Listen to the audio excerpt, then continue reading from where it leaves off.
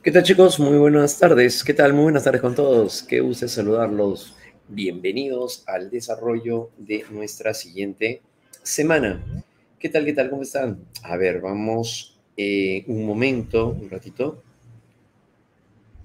para poder llegar a compartir pantalla, pero sobre todo para poderlos visualizar también ustedes en las preguntas que puedan llegar a tener, ¿ya? A ver, un ratito, chicos.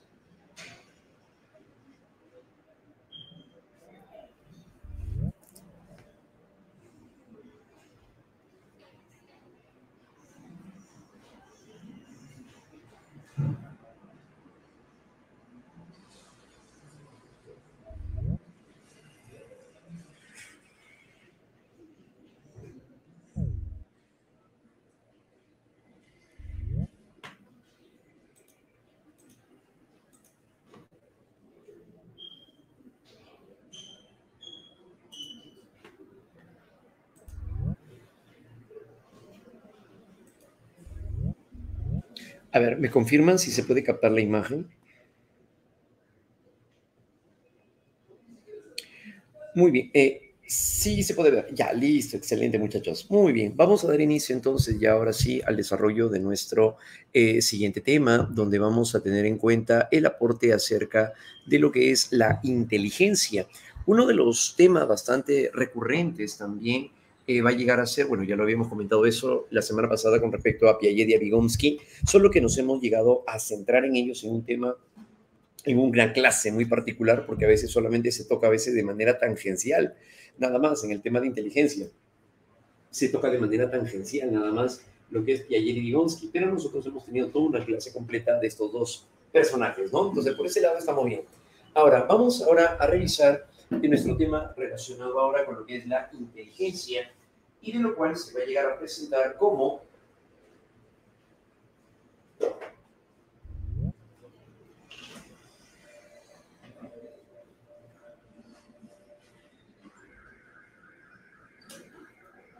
un conjunto de capacidades y habilidades que nosotros vamos a ir mostrando, presentando a lo largo de un desarrollo que vamos a ir presentando también. Este aspecto, sobre todo, también bastante importante a señalar, es un valor hacia la manera como nuestra mente va a ir trabajando y va a ir construyendo las diversas representaciones en nuestra mente. Cuando se ha hablado de la inteligencia, se ha llegado a buscar explicar qué define, qué determina la inteligencia. Y en muchos estudios se han llegado a presentar pues que al inicio el interés estaba referido acerca de la herencia y se creía que la herencia era la que determinaba entonces la inteligencia, la herencia. Sin embargo, este valor ha llegado a irse dando pues de manera cambiante, ya que hoy en día, de manera contemporánea, no consideramos que solo la inteligencia va a llegar a estar definida por la herencia, sino que va a llegar a presentarse también un importante valor por la parte social. Entonces, en la parte social también va a jugar un rol muy interesante cuando hablamos acerca de la inteligencia. Entonces, a continuación, vamos a ir viendo cómo es que este se desarrolla, cómo se desenvuelve y qué factores son los que participan también cuando hablamos acerca de la inteligencia, ¿no? Para ello, entonces, tenemos lo siguiente. Etimológicamente, hablar acerca de inteligencia, etimológicamente, es referirnos más bien hacia la palabra latina que implica intus, que significa entre, intus, y leyere, que significa leer o leer entre líneas. A lo que, por tanto, conocer acerca de inteligencia significa saber leer entre líneas. De esta manera, el saber leer, o mejor dicho, elegir también, significa la forma en la cual vamos a elegir la mejor opción para solucionar un problema. La inteligencia se vuelve al final esto, un conjunto de aptitudes que nos permiten llegar a elegir la mejor opción para solucionar una situación, problema. Etimológicamente, entonces, la expresión comportamiento inteligente se refiere a que se elige la mejor opción entre varias o el que sabe cómo hacerlo, ¿no? Leer entre líneas. Etimológicamente, cuando hablamos entonces acerca de lo que es la inteligencia, esta se va a llegar a entender como la capacidad para poder elegir la mejor opción para solucionar un problema. De esta manera, entonces, hablar acerca de la inteligencia en psicología es definida como un constructo o una elaboración hipotética, ya que el término inteligencia al final es un concepto, a eso se refiere, es un constructo hipotético, que se define como un principio explicativo que la competencia, la velocidad también para poder adquirir información, almacenar y sobre todo también ser capaces de poder aplicar el conocimiento, va a llegar a ser una pieza clave. Inteligencia tiene que ver entonces también no solamente con solucionar un problema, sino que elegimos la mejor opción y al momento de aplicarlo lo hacemos con eficacia y con rapidez, de tal manera que resolvemos el problema en corto tiempo, uno, y dos, utilizamos la mejor estrategia para poder llegar a solucionar dicha situación. Entonces, esto viene a ser un punto clave cuando hablamos acerca de la inteligencia o el comportamiento inteligente. También es entendida como la competencia o el conjunto de capacidades del sujeto para resolver una situación o problema y también la velocidad, la rapidez para resolver dicha situación o problema de manera también adaptativa hacia nuevos contextos. Entonces, de esta manera, hablar acerca de ser inteligente, por lo tanto, corresponde hacia llegar a saber emplear de la mejor manera estrategias o recursos para solucionar problemas. Pero la solución de problemas implica un equilibrio entre la razón y la emoción. Es por eso que la inteligencia no solamente va a llegar a ser la capacidad para resolver problemas académicos, sea a nivel matemático o ya sea a nivel lingüístico, no, sino que también implica la parte de un equilibrio que se daría a nivel emocional. Por eso es que una de las tesis que veremos, una de las teorías, va a llegar a ser la teoría desarrollada por Daniel Goleman, que es la inteligencia emocional. Esto también se considera inteligencia. Bien. Entonces, de esta manera ya tenemos una forma de entender inicialmente lo que viene a ser la inteligencia, como un conjunto de aptitudes, capacidades, habilidades, destrezas, con las cuales nosotros empleamos para poder llegar a solucionar situaciones, problemas, de manera rápida y eficaz. Eso va a llegar a ser entonces cuando hablamos acerca de la inteligencia. Muy bien. Para ello, entonces, es importante tener en cuenta parte de los estudios que se llevaron a cabo, fue acerca de qué es lo que estaría determinando, fijando la inteligencia, de qué estaría dependiendo. Y es aquí donde diversos estudios van a llegar a presentarse y llegaron a señalar al final que nosotros presentamos dos factores principales en la inteligencia. Dos factores principales para la inteligencia. ¿Cuáles van a llegar a ser estos? El llamado factor biológico y el factor social. Factor biológico o el factor social. En el factor biológico tenemos a la herencia y tenemos a la maduración. Cuando hablamos acerca de la herencia corresponde a las estructuras neurofuncionales que disponen el desarrollo de aptitudes intelectuales. Aptitudes intelectuales. Se refiere entonces hacia una predisposición, ¿no? Se heredan las estructuras neurofuncionales que predisponen el desarrollo de las aptitudes. En este caso, ¿a qué se refiere? Como ya sabemos, la herencia es aquello que implica la transmisión de caracteres de los progenitores hacia la descendencia a través de los genes. Pero en este caso, nos damos cuenta que dentro del campo psicológico, algo de lo que a nosotros nos interesa mucho, es llegar a tener en cuenta de que la herencia viene a darse por parte de las estructuras neurológicas o neurofuncionales que estarían predisponiendo la parte de un comportamiento. ¿Sí? A eso se refiere, ¿no? Predisponen. No determinan, pero sí podemos llegar a afirmar que predisponen. Ese es un momento, un aspecto importante a señalar.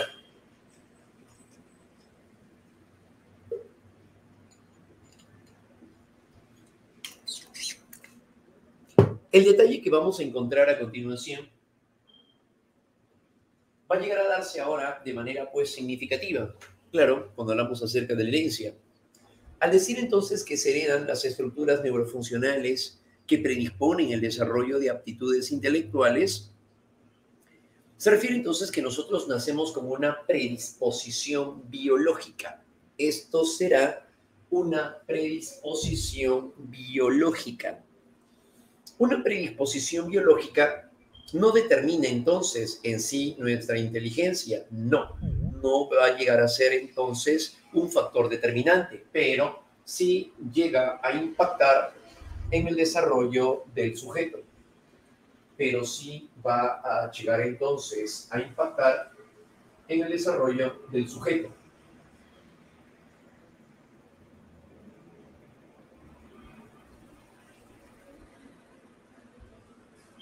De esta manera, entonces, cuando nos damos cuenta acerca de cómo es que se desenvuelve la parte de nuestra inteligencia, estos primeros estudios señalaron de que la herencia podía llegar a ser incluso hasta determinante. Eso fue en las teorías clásicas de la inteligencia.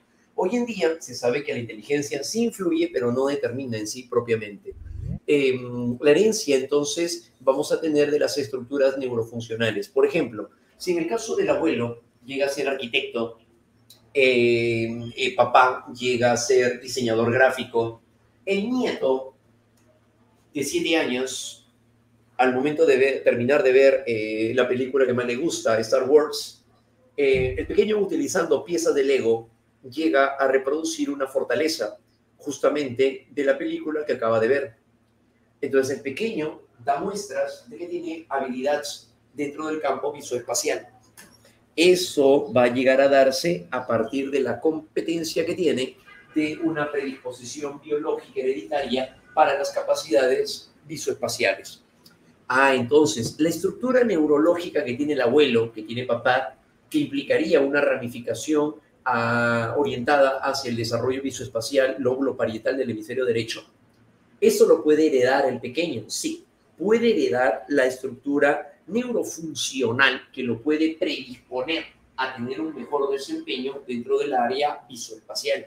Claro, lo demás, ¿de qué va a depender? De la estimulación del medio. Claro. Entonces, el niño ya tiene una predisposición biológica. Lo que falta ahora es estimularlo, por supuesto. Por eso es que va al kinder, por eso es que arma rompecabezas, le dan piezas de Lego, utiliza cubos para armar torres, etcétera, etcétera, etcétera. Cuando llega a presentar este tipo de recurso, entonces, dijimos, este tipo de recurso, entonces el pequeño va a llegar a desarrollar su intelecto, claro, pero no solamente basta la parte biológica. Recordemos que también tiene que ver la parte social y también la estimulación que se reciba por parte del entorno. Entonces, ahí tenemos un primer elemento que es la herencia. Lo segundo va a llegar a ser la maduración. Claro, el desarrollo neurológico debe de darse para que se pueda llegar a plantear todo este tipo de articulación cognitiva. Entonces, la maduración tiene que ver con el desarrollo neurológico, claro, como por ejemplo, tiene que madurar su corteza cerebral, el lóbulo parietal del hemisferio derecho, porque es allí donde se va a llevar a cabo la funcionalidad dentro del campo visoespacial. El pensamiento visoespacial se da a nivel del lóbulo parietal del hemisferio derecho. Ya esa parte de su cerebro tiene que madurar para que pueda llegar a desenvolverse, para que pueda llegar a desencadenarse, pues, este tipo de comportamiento. Inteligente, claro que sí. Ahí viene la maduración. Entonces, la maduración corresponde ahora al proceso de cambios internos que conducen al individuo hacia el desarrollo de conductas más complejas. Claro, ¿no? Corresponde al proceso de cambios internos que estarían conduciendo al individuo hacia el desarrollo de conductas más complejas. En pocas palabras, lo que nos está diciendo es que va a tener que ir madurando, desarrollándose ciertas estructuras como estas para que el individuo pueda desenvolverse de una mejor manera. Claro, para que se desenvuelva el pequeño en cuanto a la habilidad lingüística. Si hablamos, por ejemplo, de la habilidad lingüística, tiene que madurar áreas cerebrales como el área de Broca para la articulación de las palabras. Tendría que madurar también el área de Wernicke para la comprensión del lenguaje oral. Entonces, todos estos elementos van a llegar a ser muy importantes para el manejo y desarrollo de sus propias habilidades cognitivas. Muy bien, eso sería, ¿no? Herencia y maduración. Pero hay otro factor que es el factor social. Claro, al momento de interactuar con el entorno, nosotros recibimos estímulos. Si bien es cierto, tenemos una predisposición biológica por el factor herencia y maduración, lo otro es la estimulación que se reciba del entorno. Y es ahí donde encontramos, por ejemplo, a la escuela. Existe un valor por la educación y los estilos de crianza, quienes en conjunto favorecen a la construcción del autoconcepto también y las habilidades intelectuales. Si hablamos acerca de las habilidades intelectuales gracias a la educación y la interacción social, aquí tenemos a Vygotsky. Ahí es donde tenemos como principal exponente a Vygotsky. Y segundo, es que el medio social influye para lo que es el autoconcepto. ¿Y qué vendría a ser en este caso el autoconcepto? Es la imagen que tiene la persona de sí misma, lo que ha formado de sí mismo sobre su capacidad intelectual. Y es que sucede en que el momento en el cual los sujetos interactúan con el entorno, puede llegar a descubrir que puede llegar a tener un mejor talento, un mayor talento en el área de las letras, pero también puede llegar la persona a presentar un juicio negativo acerca de sí mismo en cuanto a su rendimiento matemático. Eso a partir de los estilos de crianza. Si en algún momento encontramos que a lo mejor un estudiante llega en un simulacro, saca un resultado, desarrolla un problema, pero duda de que le haya salido bien y dice, no creo que haya salido tan rápido. Que me haya salido tan rápido a mí, no creo, algo debe estar aquí, seguramente hay aquí algo. Y el estudiante no confía en aquello que marca, borra, y cuando ve los resultados, lo que había marcado estaba bien. Entonces este estudiante dice, pero ¿cómo fui capaz de dudar? Estaba bien lo que había hecho, ¿cómo puede ser? No puede ser, maldita sea. Entonces en ese momento es ahí donde el estudiante llega a dudar de sí mismo, claro. Entonces no es que no tenga inteligencia, no es que le falte, digamos, el detalle de procesamiento de información. Lo que sucede es que no está confiando en él, en su capacidad intelectual. Entonces, eso también influye, claro, en lo que va a llegar a ser el rendimiento, en relación al rendimiento. Eso es lo que va a pasar, ¿ya? Muy bien, ¿qué de mí no va a estar hablando de eso, chico? Muy bien, entonces, cuando yo. Entonces, a partir de ello es donde se van a llegar a presentar esa característica. Entonces, es donde las personas llegan a programar su mente e incluso programan su desempeño. Hay algunos que van a llegar a programar su desempeño y al programar su desempeño se da cuenta la persona que llega entonces a dudar mucho de sí mismo, pero eso es parte de su autoconcepto. El autoconcepto viene a ser la imagen que tiene de sí mismo. Ese es el autoconcepto. Y por lo tanto esto se forma a nivel social. ¿Dónde? En los estilos de crianza. Los mensajes de los padres influyen mucho en la construcción del autoconcepto. Y es aquí donde el propio estudiante puede llegar a dudar acerca de sus propias habilidades, claro. Y eso no favorece en su rendimiento. Por eso es importante entonces tener un autoconcepto positivo, claro, obviamente de forma realista, tampoco no se va a engañar uno, ¿no? Debe ser un autoconcepto realista, pero sobre todo también que sea la persona capaz de poderse desenvolver favorablemente en este caso. ¿Ya, muchachos? Muy bien. Entonces, ahí aparecería. El desarrollo y estudio de la inteligencia llegó a desenvolverse a partir de un peculiar interés por encontrar alguna prueba, desarrollar algún tipo de evaluación que permita llegar a establecer o determinar de qué manera deberíamos de optar o por desarrollar. Y es aquí donde aparece, por ejemplo, el primer test de inteligencia desarrollada por Alfred Binet y tenemos a Simons. Estos personajes llegaron a presentar el primer test de inteligencia. El psicólogo francés Alfred Binet creó, en colaboración con el psiquiatra Theodore Simon, la primera escala de medida de inteligencia con tareas de comprensión lectora, o sea, llegaron a colocar textos. Aritmética se refiere a habilidad matemática o numérica, y dominio de vocabulario se refiere a la definición de palabras, ¿no? Léxico. Utilizando el concepto de nivel mental. Dicha escala es utilizada en la actualidad con modificaciones realizadas póstumamente. Claro, la prueba inicialmente se llamó la prueba Binet-Simons, pero luego fue revisada en la Universidad de Stanford. Y es ahí donde al final queda la prueba Stanford-Binet, con la que hasta hoy en día se sigue llamando así. Esta escala fue la escala Binet-Simon, como decíamos, y posteriormente conocida con el test de Stanford-Binet, luego de una serie de revisiones, posibilitando también la medición de la inteligencia. Entonces, de esta manera, hubieron o desarrollaron dos conceptos claves. El concepto de edad mental, el cual consiste, para William Stern, el mismo que plantea la fórmula del CI o coeficiente intelectual, y usado por Terman, referido a la edad que corresponde a la de un individuo por su desarrollo intelectual. La edad mental representa la edad, es la edad que representa la capacidad del sujeto. Es la edad que representa la capacidad del sujeto. Evaluando a través de un test, se obtiene entonces de comparar el puntaje total alcanzado en la ejecución del test con el promedio logrado por un grupo de sujetos de la misma edad. ¿A qué se refiere? La edad mental representa la capacidad de la persona y eso lo da la prueba. Una prueba se dice que llega a ser estandarizada cuando se llega a aplicar a un gran número de personas y se sacan promedios.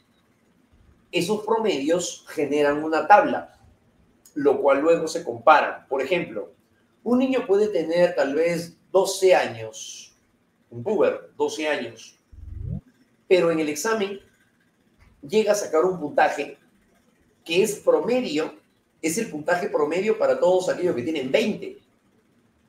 Entonces, él teniendo 12, saca un puntaje como los que tienen 20. Entonces, él tiene una edad mental de 20 años. ¿Por qué? Porque es lo que representa la capacidad de la persona. Esa es la edad mental. ¿Y eso de dónde viene? Viene de tomarse una evaluación a personas de diferentes edades y luego se sacan promedios. Todos los de 20 años sacaron este puntaje. Entonces se saca un promedio de todos los de 20 años de Lima Metropolitana.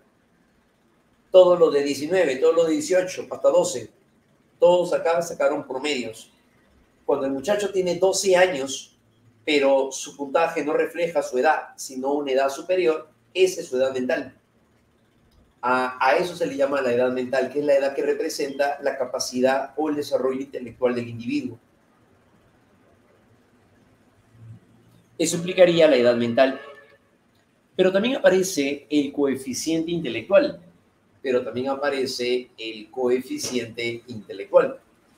Y cuando hablamos acerca del coeficiente intelectual o cociente intelectual, se refiere a el valor numérico variable de la inteligencia, que significa es el puntaje que representa nuestra capacidad intelectual. Esta puntuación relaciona la edad mental, la edad cronológica de la persona y una constante que es 100. Y es ahí donde tenemos, gracias a los aportes de William Stern, esta fórmula.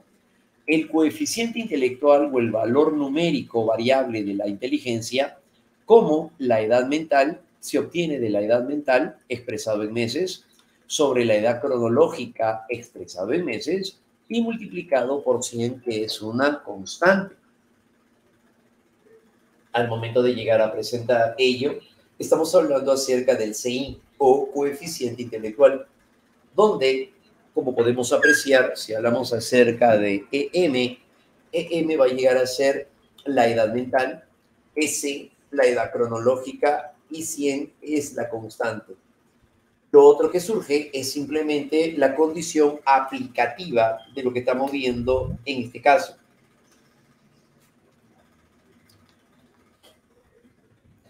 En un caso aplicativo, por si acaso acá lo estamos mencionando, no ha venido hace mucho tiempo lo que viene a ser el uso del CI, pero por si acaso, ya que ustedes están en todas, hay que darle todo lo que se merece.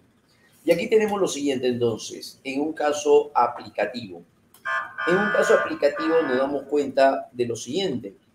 Mariela es una estudiante que presenta una edad cronológica de 18 años y 3 meses. Siendo su edad mental, de acuerdo a la aplicación del test, 20 años y 8 meses. Determinar su coeficiente intelectual, su CI o su IQ. Al desarrollar, según el caso, tenemos que la edad mental es de 20 años y 8 meses, la edad cronológica es de 18 años y 3 meses, y la constante que va a llegar a ser 100. Sobre la base de ello, ahora tenemos que el coeficiente intelectual es lo que debemos de hallar. Para esto, ¿qué tenemos entonces? Recordando y aplicando la fórmula del CI, nos damos cuenta que la edad mental sobre la edad cronológica multiplicada por 100 es lo que debemos de reemplazar, expresado en meses. Por lo tanto, ¿qué debemos de tener en cuenta? Para hallar el CI, tenemos que la edad mental es de 20 años y 8 meses. Pero ¿cuántos meses hay en 20 años? Porque hay que traspasar, hay que transformar esos 20 años en meses, ¿verdad? Entonces, el coeficiente intelectual es igual a, el CI es igual a la edad mental, que es 20 años y 8 meses. Para saber cuántos meses hay en 20 años, se multiplica por 12 y se le va a sumar 8. Al sumar 8 nos damos cuenta en este caso que viene a ser ahora todo expresado en meses. Claro, ¿cuántos meses hay en 20 años? Y se le suma 8, dijimos.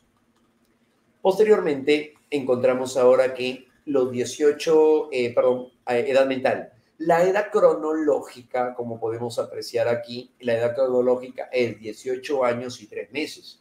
Como todo tiene que estar en meses, ¿cuántos meses hay en 18 años? Se multiplica por 18 y se le suma 3. Ahora todo está en meses.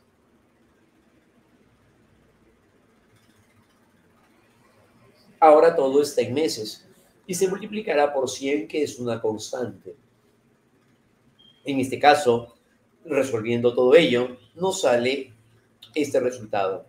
El CI es de 113. Muy bien. Excelente, muchachos. Ahora, si tenemos que el resultado es de 113, porque tenemos que trabajarla con la cifra más inmediata, recuerden eso, entonces nosotros tendríamos que utilizar ahora algún tipo de criterio.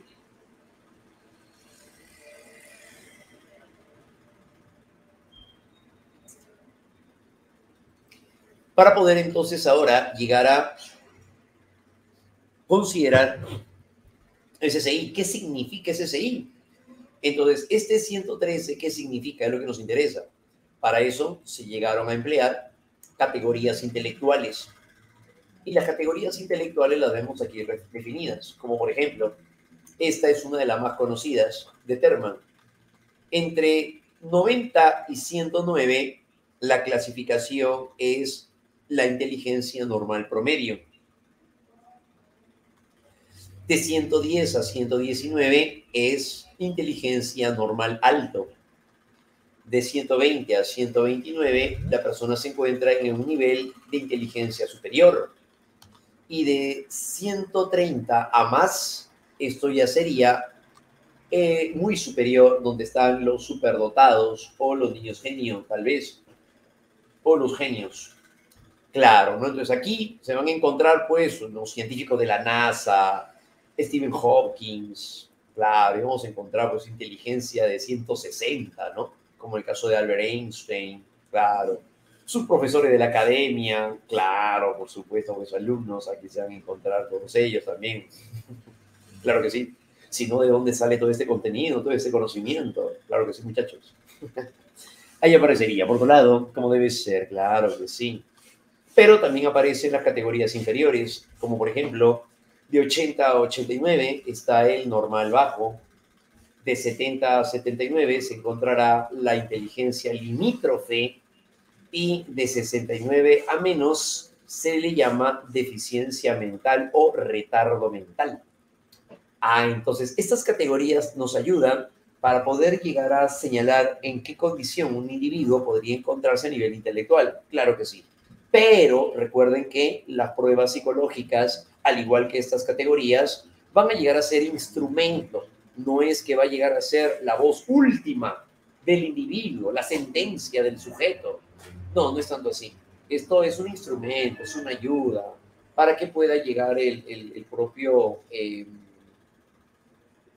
científico, el propio evaluador pueda tener un criterio, ¿no? Esa es la idea, ¿no? La forma como se va a ver representado entonces un criterio, esa es la idea. Y eso es lo que se va a ver aquí representado, ¿no? En toda evaluación de inteligencia, la motivación puede constituirse en una variable o considerar para explicar diferencias individuales, también en las puntuaciones obtenidas por los sujetos. Hace un momento vimos que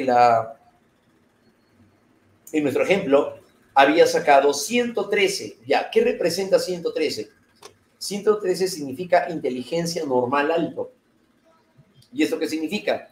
Que al llegar a presentarse,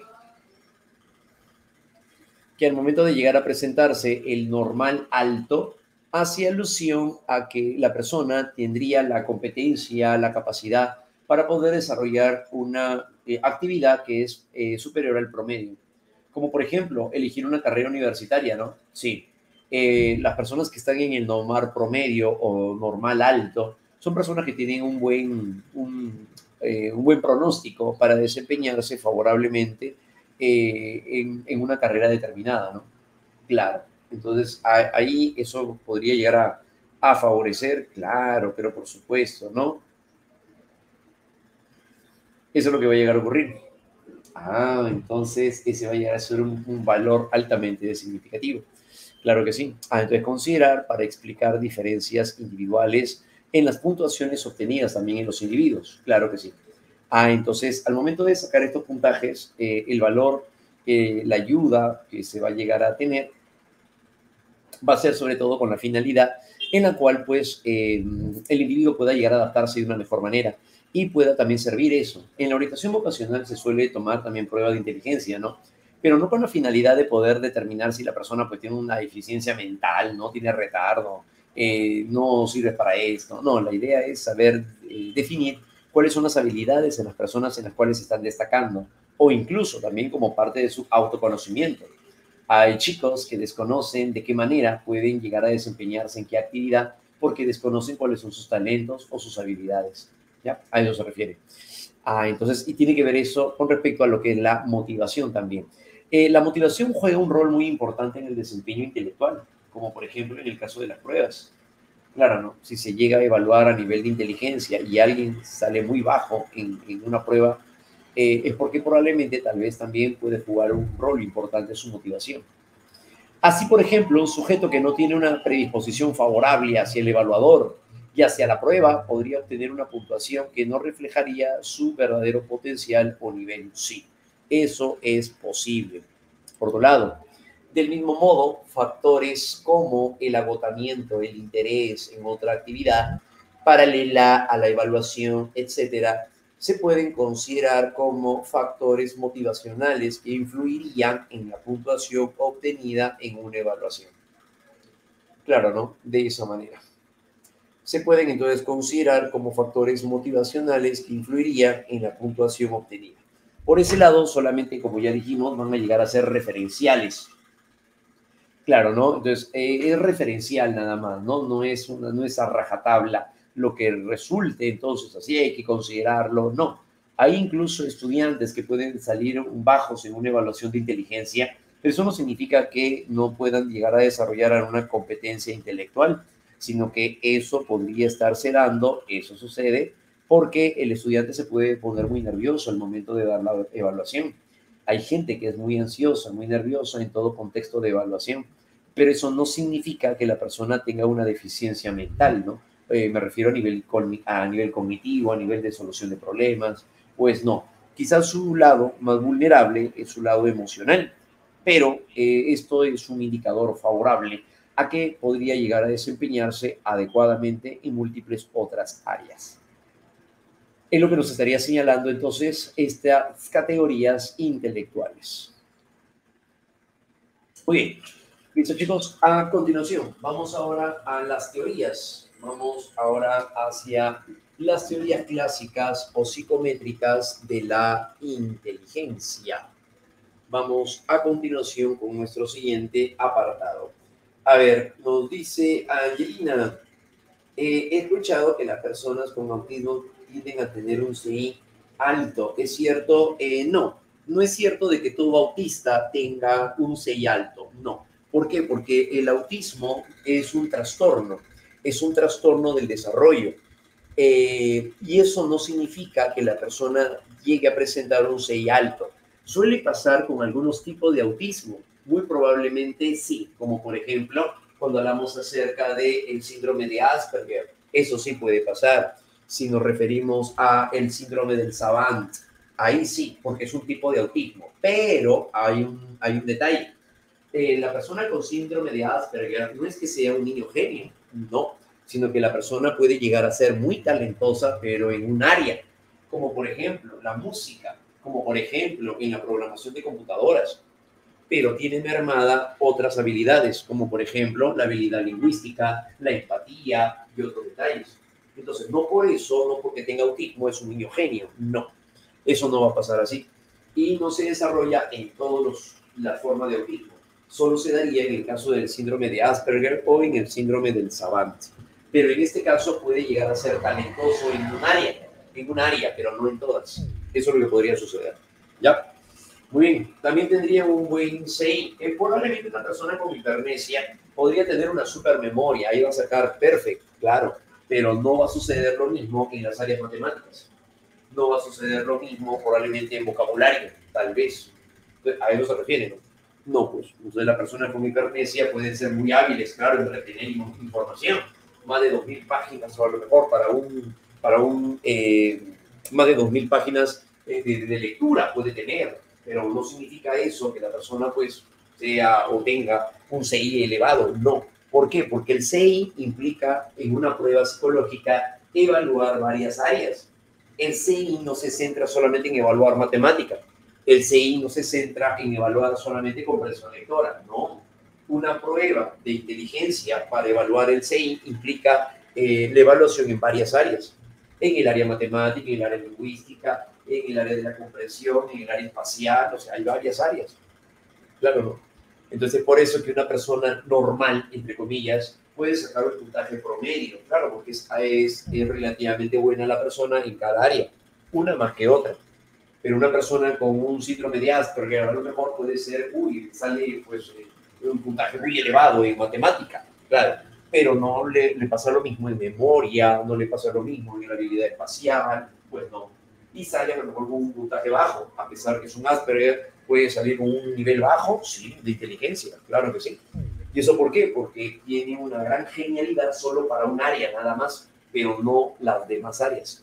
Por lo tanto, esa es una limitación. ¿Ya? Muy bien. Listo, excelente muchachos. Entonces, esa es la aclaración en tal caso, ¿no? Claro, así es. Listo, eso es lo que va a llegar a suceder. Entonces ya lo hemos explicado con un detalle ese aspecto puntual. ¿Ya? Muy bien, seguimos avanzando. Recuerden que el CI no es solamente el trabajo o evaluación de un área, ¿no? No, se evalúan varias áreas para poder hallar el CI. Se evalúan varias áreas. En la prueba me refiero, estoy hablando de la prueba, ¿no? Claro. Bien, ahora sí, vamos ahora a las teorías clásicas o las teorías psicométricas. Teorías clásicas o teorías psicométricas de la inteligencia. Estas primeras pruebas, llamadas así, teorías clásicas, se centraron en dos planos importantes. Uno, la herencia. Creían que la herencia determinaba la inteligencia. Y dos, también estaba influenciado por la psicometría. Se refiere a la creación de las pruebas psicológicas que habíamos comentado hace un momento, las pruebas para hallar el CI. Y que éstas van a llegar también a regir para poder explicar la inteligencia sobre la base de la medición. Aquí entonces, las teorías clásicas conciben que los componentes de la inteligencia son susceptibles de ser medidos, constituyéndose como criterios de diferencias individuales. Entonces, estas teorías sentaron la idea de que el CI se podría llegar a medir, claro, ¿no? Gracias a la psicometría. En el plano práctico, las capacidades intelectuales son detectables con procedimiento de medición, como por ejemplo en el caso de la psicometría, utilizando como método el llamado análisis factorial, utilizando como método estadístico el llamado análisis factorial. Bien, empleando, decíamos, como método o recurso el análisis factorial. El análisis factorial. Muy bien. Ahí aparecería, ¿no? Que es obviamente de cómo surge la importancia o el valor por la estadística. De tal manera que la tesis implícita en la psicometría es que si algo existe y existe en alguna medida, si algo existe en alguna medida, entonces puede ser medido. Claro. Si puede ser medible, entonces va a llegar a utilizarse algún tipo de recurso. Su aporte principal fue la elaboración de test o pruebas de evaluación de la inteligencia. Claro, se elaboraron las primeras pruebas, como dijimos ya, o test de inteligencias.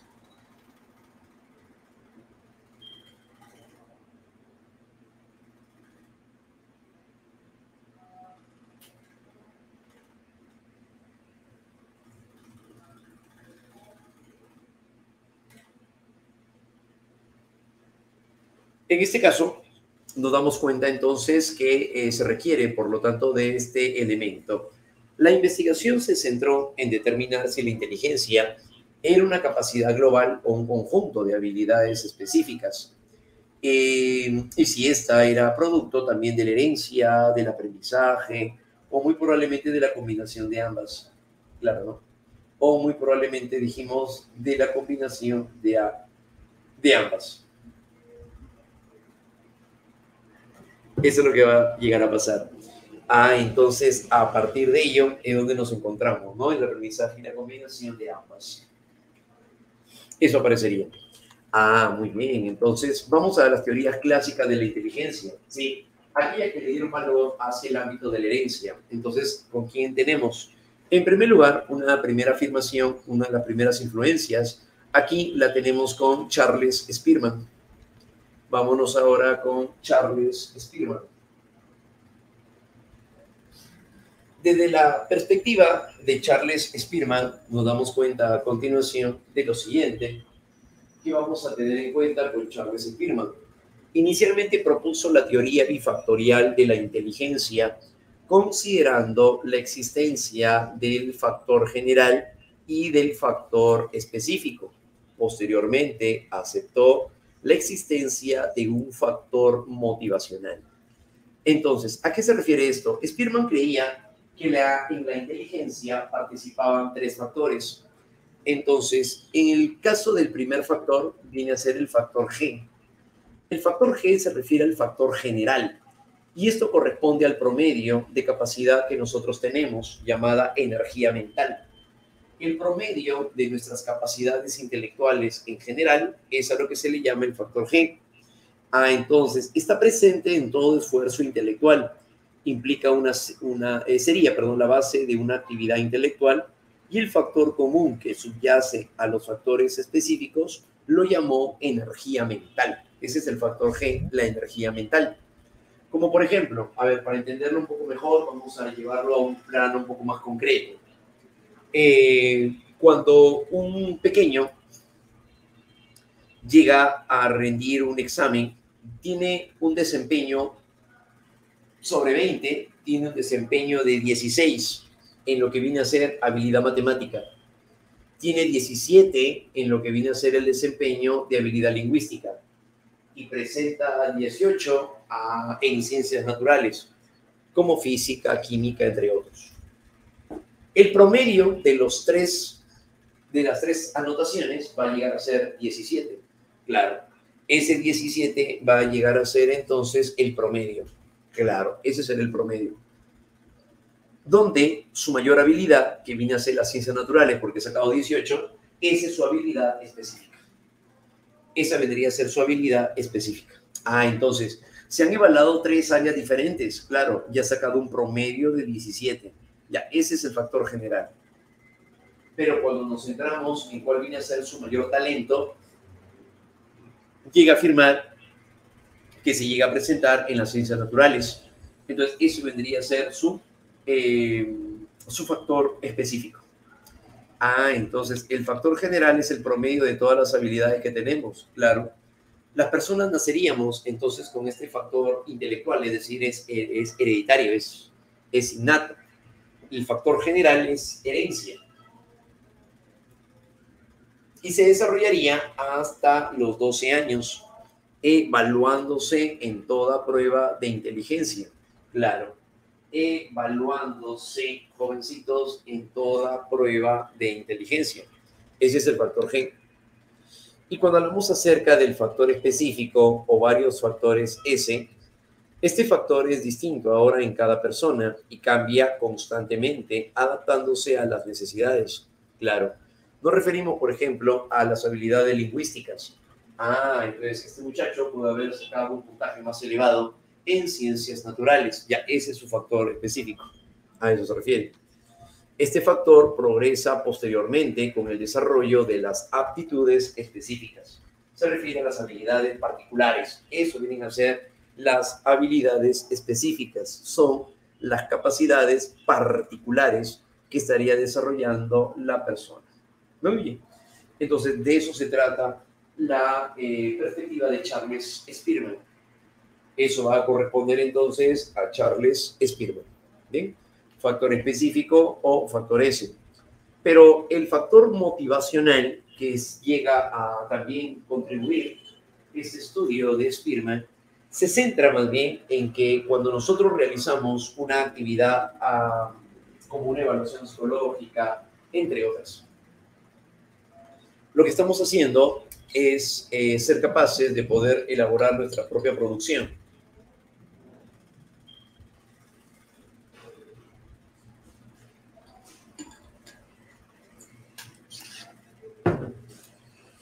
En ese sentido, hablar acerca del factor específico o factor S es entonces aquí tener en cuenta factor específico, decíamos, los detalles que vamos a llegar a encontrarnos, como por ejemplo al momento de desempeñarnos dentro de nuestra actividad académica.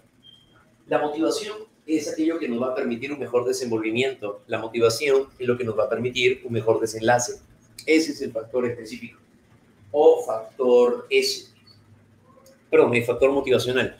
El factor motivacional es aquello que nos impulsa a poder llegar a mantener un buen rendimiento. Spearman determinó que cuando un estudiante pasa por una evaluación de inteligencia, si no está motivado, puede llegar a presentar un resultado ajeno a su verdadero rendimiento.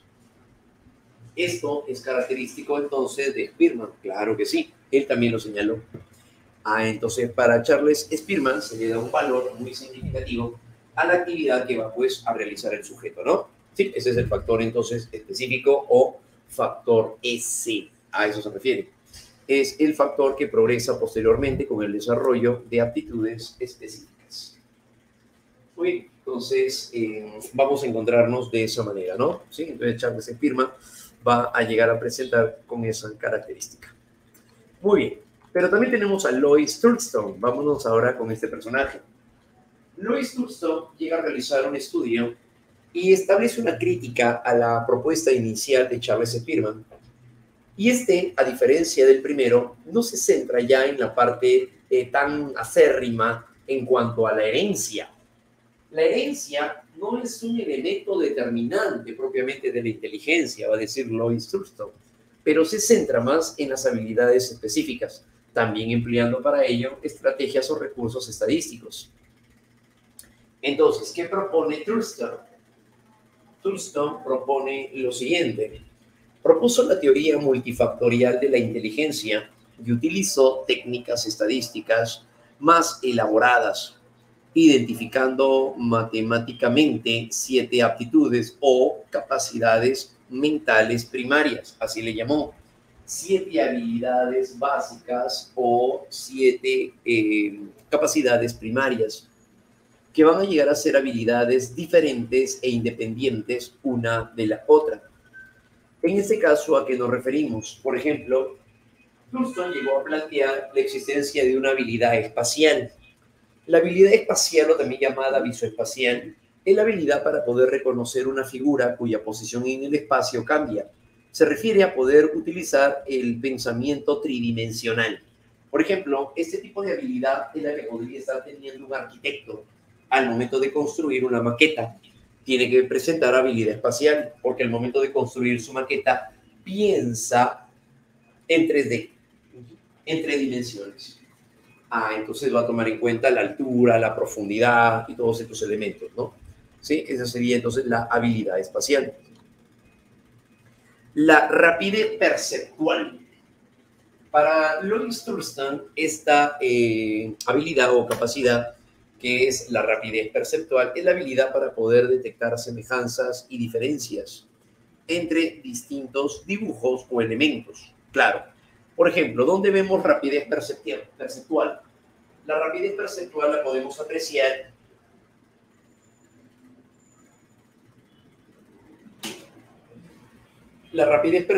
podemos apreciar como cuando al momento de llegar a elegir, supongamos, una prenda, una joven llega a darse cuenta de si es que la prenda está en un buen estado, la compara con otra tela y se dan cuenta de los detalles. Eso es justamente esta habilidad o capacidad, basarse entonces en detalles.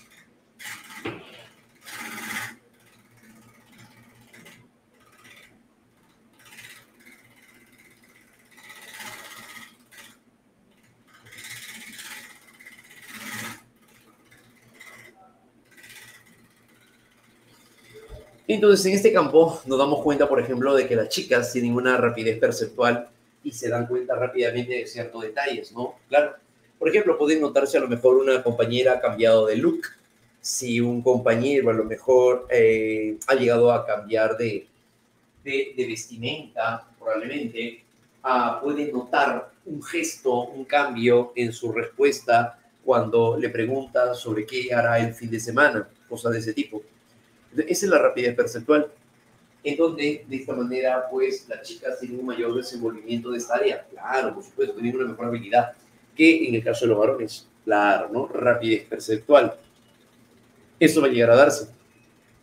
Por otro lado, la habilidad numérica, la habilidad para operar con símbolos y números, con la habilidad matemática. Esto se daría, por ejemplo, en todos aquellos que van a ciencias matemáticas. Claro, ¿no? Van a lo mejor también a ingeniería, contabilidad. Ya, acá estarán todos aquellos que tienen esa facilidad, ¿ya? Con los números. Significado o comprensión verbal. Se refiere a la habilidad para el manejo del idioma, de un idioma. Incluso incluye también, eso incluye, perdón, el vocabulario, la semántica, la sintaxis y la pragmática. El significado o comprensión verbal se refiere a poder comprender el significado de las palabras. Los test de inteligencia también estaban revestidos de evaluación que se daría a nivel lingüístico. Por otro lado, también tenemos a la memoria, habilidad para poder retener y recuperar información con éxito. Claro, aquí, por ejemplo, vamos a encontrar a personas que tienen una gran facilidad para poder recordar términos, fechas, nombres, incluso hasta nombres complicados de medicinas. Les ha pasado conocer a personas que tienen facilidad para recordar nombre de medicamentos. Complicada la cosa, pero hay algunos que con mucha facilidad pueden recordarlo. Así como también otros pueden llegar a recordar números telefónicos. El DNI de papá, de mamá, del hermano mayor, ella se la sabe. Eso es memoria. Hay otros que también tienen deficiencias acá, ¿no? Hay algunos también no saben ni su propio número. Y cuando alguien le pide su número, lo tiene que ver en el celular y dice yo, porque no hay forma en la cual pueda recordar pues, un número telefónico. Eso también pasa así. Esa gente que tiene también eso, ¿no? Por supuesto. Entonces, de esa manera, ese soy yo. Entonces, ahí es donde ocurriría ello, ¿no? Pero hay algunas actividades que requieren una gran memoria, sí. Por ejemplo, para todos aquellos que van a medicina. Ajá, eso por ejemplo podría ser, ¿no? Alguien que va a medicina, alguien que va supongamos, pues, a biología, farmacia y bioquímica, aquel que va a leyes, a derecho, a aprenderse los artículos, ahí está, del Código Penal, el Código Civil, y ahí no puede inventar, pues, ¿no? Ahí no va a inventar según el artículo tal, tal, tal. O sea, no puede inventar eso, ¿no? Es algo de lo que tiene que aprendérselo sí o sí. Entonces, eso, por ejemplo, tiene una gran memoria para poder recordar tantas leyes, ¿no? Eso, aquel que va a seguir derechos internacionales. Es un macho llegar a recordar pues cada artículo de cada constitución de cada país según lo que tenga que desenvolverse, ¿no? Eso, por ejemplo, sería memoria, ¿no? Claro, hay carreras que requieren también del buen uso también de ese tipo de recursos. El teatro, también recordar todo un guión, ¿no? Claro. Entonces, ajá, ¿cómo era? Por supuesto, efectivamente, ¿no? Eso implicaría la parte de la memoria, lo cual tiene que ver entonces con parte de esas habilidades que nosotros llegamos a desarrollar. Ya, muchachos, es otra de nuestras habilidades básicas, habilidades básicas. Fluidez verbal es la habilidad para poder emitir con rapidez secuencia verbal coherente y estructurada de palabras. Fluidez verbal.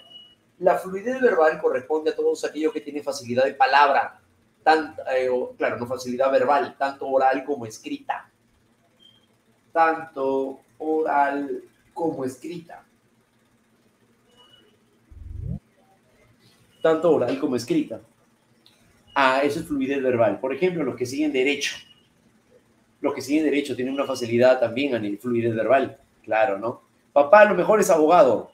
Y él cuando recibe a la familia, da un discurso de media hora. Todo porque ha sido la primera comunión de su hijo más pequeño. Y papá todo un discurso a lo mejor ahí, ¿no? Claro, entonces eso sería una fluidez verbal. Cuando le cede la palabra a la hija, y con ustedes, palabra de su hermana mayor, Katy, el micro es tuyo. La chica la agarran desprevenida. En ese momento la chica no sabe ni qué decir. Claro, entonces ella, por ejemplo, ¿no? No sabe ni qué decir. Claro, entonces ella la sorprendieron comiendo un alfajor. La chica se atora con el alfajor. Ya, claro, sí, ahí voy. Y de tal manera, porque la chica no sabe ni por dónde empezar, ¿no? Solamente dice, como dice mi papá, gracias a todos. Se acabó. Gracias totales. Y ¡bum! Se acabó. Ese es todo su discurso. Entonces, en este caso, hay algunos que no tienen esa facilidad. La fluidez verbal es característico de aquellos que tienen habilidad lingüística, tanto oral como escrita. Aquí están también los cronistas deportivos, los periodistas, los abogados, los lingüistas, los literatos. Ya todos ellos tendrían fluidez verbal de poder llegar a desenvolverse de esa manera. ¿Ya? Muy bien, chicos. Entonces, eso se daría, ¿no? Sí, esto correspondería a lo que van a llegar a ser las habilidades blandas. En el caso de un razonamiento inductivo, tiene que ver más bien, o razonamiento en general, es la capacidad para poder elaborar inferencias, que como ustedes recordarán, una inferencia es un razonamiento compuesto por premisas y conclusiones. Premisas y conclusiones. Ya, eso vendría a ser un razonamiento. Lo cual se ve reflejado también en el pensamiento científico, ¿no? Claro. Muy bien, estas son las 7 habilidades básicas de Thurston. ¿Podemos tener más de una? Claro que sí, ustedes seguramente más de una han dicho Yala. Por supuesto, porque ustedes tienen más de una habilidad. Así es, jóvenes. A continuación, Raymond Cattell. Vámonos ahora con Cattell. Este personaje te va a traer recuerdos porque habrás visto en algún momento un escrito donde haya inteligencia fluida y la inteligencia cristalizada, fluida y cristalizada. Muy bien. Hablar ahora de Raymond Cattell. Este personaje llega a dar un valor muy interesante también a lo que va a llegar a ser el desarrollo neurológico. Y es que desde este punto de vista,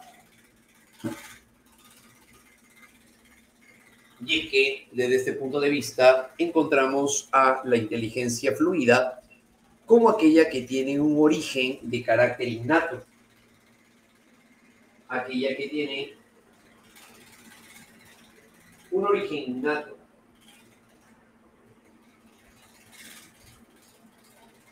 Al decir que tiene un origen innato, significa que aquí se valora la parte de la herencia. Claro, ¿no? Ya. La inteligencia fluida es la capacidad para poder descubrir relaciones. Es la capacidad para poder descubrir relaciones. Descubrir relaciones que se dan dentro del ámbito visoespacial. Aumenta de manera gradual hasta la adolescencia. A medida también que madura el sistema nervioso, también se equilibra en la adultez temprana, pero luego con los años comienza a decaer. Es decir, la inteligencia fluida se desarrolla aproximadamente hasta los 20 años y de ahí con la edad comienza a decaer. Decae lentamente y progresivamente hasta los 75 años o más. Claro, ¿no? Eso, por ejemplo, ¿a qué se refiere? Esta habilidad que estamos viendo. Al momento en el cual se les llega a mostrar esta imagen, se le dice cuál vendría a llegar a ser la imagen que no pertenece a la serie. Obvio que este es un poco más sencillo, ¿no? Ah, la número 2 no pertenece. Abajo, todas son galletas, pero ¿cuál es la que no pertenece? La número 1. La última, todos son imágenes iguales, a excepción de uno. Todos son cuadrados, pero la del medio, la número 3, es un rectángulo. Ah, por eso no pertenece, ¿no? Listo, una actividad que podría realizar también un niño, claro, ¿no? De esa manera, entonces, tenemos la inteligencia fluida. Es la capacidad para descubrir una relación a nivel visoespacial. Es la aptitud para razonar de manera rápida y abstracta con información de contenido no verbal, como las imágenes visoespaciales. Obvio que esto es sencillo, ¿no? Pero en otros campos, ¿qué les vienen? Por ejemplo, algo como esto. ¿Qué es eso? Ejercicio de psicotécnico. Si esa imagen es como esta de aquí, y esta es como la tercera, entonces la última es, y tendría que, eso ya es un poquito ya más complicado, ¿no? Claro, este tipo de ejercicio se llama ejercicio psicotécnico o prueba de psicotécnicas.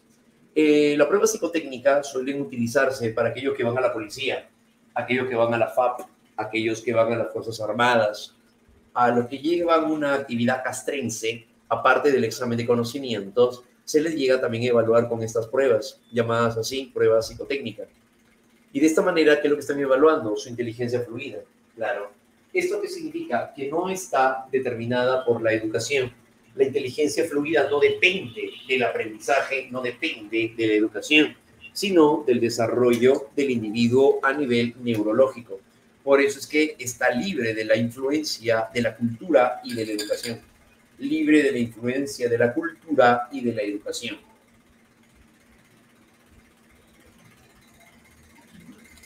Bien, eso se daría entonces en cuanto a la inteligencia fluida.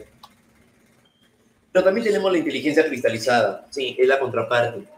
Si la inteligencia fluida va a estar determinada por aquello que llega a ser innato, hereditario, la fluida, la cristalizada, más bien por el contrario, tiene que ver con lo aprendido.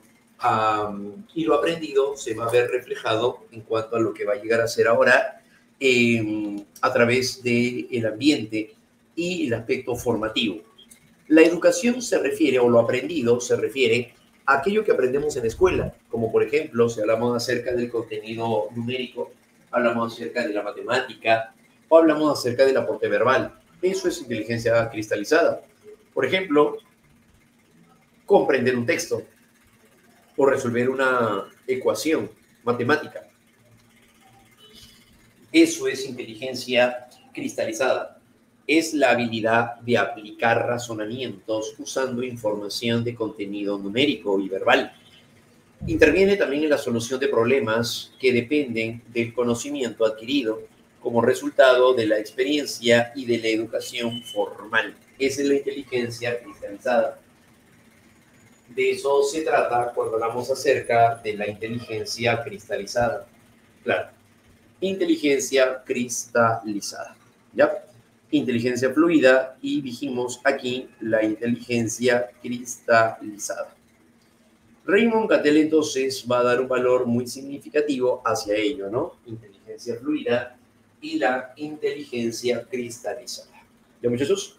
Muy bien, recuerden entonces, fluida tiene que ver con el desarrollo neurológico, no depende de lo aprendido, sino de lo heredado, la capacidad neurológica para poder descubrir relaciones. La inteligencia cristalizada es lo aprendido tanto en el ámbito académico como también en el caso de la experiencia. Claro, la experiencia también juega un rol muy importante. Se incrementa por eso con los años. Mientras que la inteligencia fluida decae con la edad, la inteligencia cristalizada mejorará con los años. Y esto es justamente lo que coincide con el tema de desarrollo humano que veremos más adelante. Estar en la adultez tardía. Recuerden que la adultez tardía se asocia a la inteligencia cristalizada, pero por supuesto, porque esta corresponde a la capacidad para poder llegar a crear, elaborar o representar. ¿Ya? Bueno, chicos, entonces la inteligencia cristalizada viene a darse entonces a partir de la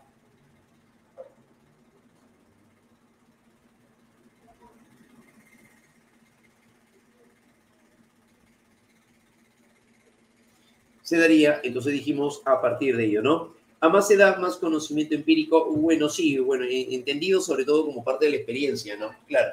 Y eso sería su inteligencia cristalizada, claro que sí, ¿no? Inteligencia cristalizada mejora con los años. Claro. Mamá, por ejemplo, va a dar un examen de maestría. Para eso ha estudiado durante 2 semanas todo su balotario.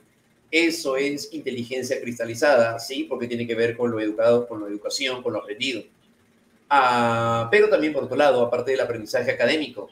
Pero el fin de semana, cuando mamá va a comprar a una tienda o a un supermercado, hay 2 colas, en donde a una de ellas envía a su hijo de 10 años. Hijo, ponte en la cola del frente. El pequeñito no desea hacerlo, pero ¿por qué? No, mejor me quedo contigo. No, quédate ya, anda para allá. ¿Y por qué lo hace mamá? Eso es algo que le enseñó la experiencia. ¿Cuál vendría a ser? Una de las 2 colas va a avanzar más rápido, claro, y si a lo mejor es la del niño, ella automáticamente se pasa al otro lado. Claro, muy bien. Eso también es inteligencia cristalizada, sí. Tanto el examen que va a llegar a dar en la maestría, como también de lo que ha aprendido a lo largo de la vida. A eso es justamente a lo que se va a llamar inteligencia cristalizada, ¿no? A partir de eso. ¿Listo? Que eso era. Muy bien, así es. Algunos pensaban que lo estaban largando, ¿no? Ándate más allá. No, me quedo acá. Lárgate de aquí y se va la. Ya, era por eso, claro, era por esa razón. No, no me quieren, no, no es por eso. Sino que era una estrategia, claro que sí, muy bien. Algunos chicos reviviendo su niñez. Seguimos. Eso correspondería hacia la inteligencia, la teoría clásica de la inteligencia, ¿no? Muy bien, así es. Yo pensaba que estaba quitando oxígeno. So, chico. Entonces, de esa manera es donde encontramos ahora lo siguiente, ¿no? Teoría clásica de la inteligencia. Lo que acabamos de ver son clásicas. Lo que acabamos de ver se llaman clásicas. A continuación, vámonos ahora a las teorías contemporáneas. Las teorías contemporáneas van a tener un valor bastante significativo ahora. Las teorías contemporáneas son aquellas ahora que ya no se van a centrar en la medición. Recuerden, lo que caracteriza a las clásicas es la medición, es la psicometría, es el análisis factorial. En cambio, lo que caracteriza a las teorías contemporáneas de la inteligencia, aquí las teorías contemporáneas pierden el interés por el estudio de las estructuras, contenidos y la medición de la inteligencia, que era la orientación de las teorías clásicas. En vez de ello, se centran ahora en el desarrollo y sobre todo cómo se forma. Y quien habla acerca del desarrollo de la inteligencia será Jean Piaget, personaje que vimos la semana pasada. Entonces acá se dedica a examinar los procesos implicados en la producción del comportamiento inteligente. Claro, la inteligencia desde el punto de vista contemporáneo ya no se centra en sí a la medición, al CI y quién tiene el mayor CI y todo eso. No, aquí lo que importa ahora es saber tomar decisiones. Eso es lo que se vuelve más valioso para la idea de inteligencia hoy en día. Lo que importa ahora es cómo saber tomar buenas decisiones. Eso es lo que importa ahora. Sostiene que la inteligencia no solo se aprecia en la resolución de problemas cognitivos de tipo académico o escolarizado, sino fundamentalmente en problemas de adaptación general del individuo. En temas, por ejemplo, como la creatividad, o sea, el crear, el elaborar algo nuevo y original. Eso, por ejemplo, es parte de la inteligencia. Sí. Competencia social, se refiere a poder interactuar con otras personas al momento de relacionarnos con otros. Eso es parte de una inteligencia. Claro, lo que Daniel Goleman le llamaría habilidades sociales, ¿no? En términos de Salovey, habilidades sociales. Por supuesto, Gardner le llamará inteligencia interpersonal, y esa es una inteligencia, saber tratar a otras personas, interactuar con otras de manera favorable. Autocontrol emocional, por ejemplo, también es parte de lo que se entiende hoy en día, la inteligencia. El uso de competencias diversas para el logro del éxito de la vida personal, laboral y social. ¿Eso qué significa? Que hablar acerca de la inteligencia a nivel contemporáneo ya no es solamente resolver problemas matemáticos y lingüísticos y crear ello, sino también es vinculado a la vida cotidiana. Ser inteligente incluso es saber elegir una pareja. Hay gente que puede ser muy inteligente dentro del ámbito analítico, procesamiento de información, datos, pero cuando tiene que ver con su vida personal es un desastre. ¿Eso puede pasar? Sí, eso también ocurre. Hay gente que es muy hábil, muy desempeñada, pero dentro del ámbito académico. Pero en cuanto a las relaciones afectivas, el tipo pues llega a ser un desastre. Claro, así es, no quedan consejos, claro, que no les aplican a ellos. Claro, puede ocurrir en algún momento. Sí, sí, eso es cierto también por ese lado, ¿no? Claro que sí. Esas son personas que a lo mejor puede ocurrir, ¿no? Sí, eso ocurre, ¿no? Entonces, eso es lo que va a suceder, ¿no? Pero la inteligencia hasta eso tiene que ver, sí, claro, Robert Stenberg le va a llamar a ello inteligencia práctica. Saber elegir una pareja, saber adaptarse de la mejor manera, eso es parte de una inteligencia práctica, diría Robert Stenberg. Claro. Vamos a ver a continuación ahora teorías de la inteligencia de tipo contemporánea. ¿A quién nos vamos o con quién nos vamos primero? Con la teoría psicogenética. Esto nos trae recuerdos, lo vimos la semana pasada. Esto forma parte de las llamadas teorías constructivistas. Y en la teoría constructivista nos referimos a Jean Piaget. Aquí está este gran personaje del cual ya hemos referido también en su momento. Y es que cuando hablamos acerca del gran Piaget, este personaje es conocido por su labor pionera en la investigación del desarrollo intelectual en los niños. Como ya sabemos, Piaget desarrolló un constructivismo endógeno, considerando que cada sujeto elabora, construye sus propias representaciones. Eso viene a formar parte de la epistemología genética, es decir, cómo se origina el conocimiento a partir de asimilaciones y acomodaciones. Claro, para Piaget, la maduración neurológica se desarrolla en paralelo a las capacidades intelectuales, siendo un resultado de la interacción sujeto-entorno en un tiempo determinado. Recordemos que Piaget le da un fuerte valor a las características biológicas. Recordemos además que este va a llegar a ser biologicista en un primer momento. Claro, ¿no? Solo que ahora se llega a unar hacia otro elemento que va a llegar a ser a continuación el valor por la actividad presentada por el sujeto, ¿no? Claro, entonces él construye su propia representaciones, decíamos, y se vale de el desarrollo neurológico, claro, ¿no? En paralelo a las capacidades intelectuales. Entre los conceptos más importantes de Piaget tenemos el aspecto psicosocial, ¿no? Entendido como el conocimiento que el niño adquiere, aprende o recibe también de su entorno familiar, la educación y el medio social. Recuerden que es un factor para Piaget, no es algo que sea tan determinante, pero sí es un factor a considerar. Quien va a concebir, sí, como determinante para el desarrollo intelectual de los procesos mentales superiores, eso será para Vygotsky, claro, ¿no? Pero para Piaget solamente es un factor. En el aspecto psicológico se le da valor a lo siguiente: es espontáneo el niño e incluye todo el conocimiento que el niño puede descubrir y construir también por sí mismo.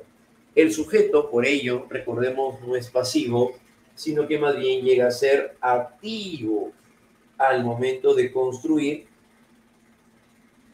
este campo, al momento de llegar a darse, no es espontáneo, e incluye entonces también todo el conocimiento que el niño puede descubrir y construir también por sí mismo. En tal sentido, desarrollo intelectual es esencialmente marcha hacia el equilibrio, un perpetuo pasar por un estado de menor equilibrio a un estado de equilibrio superior.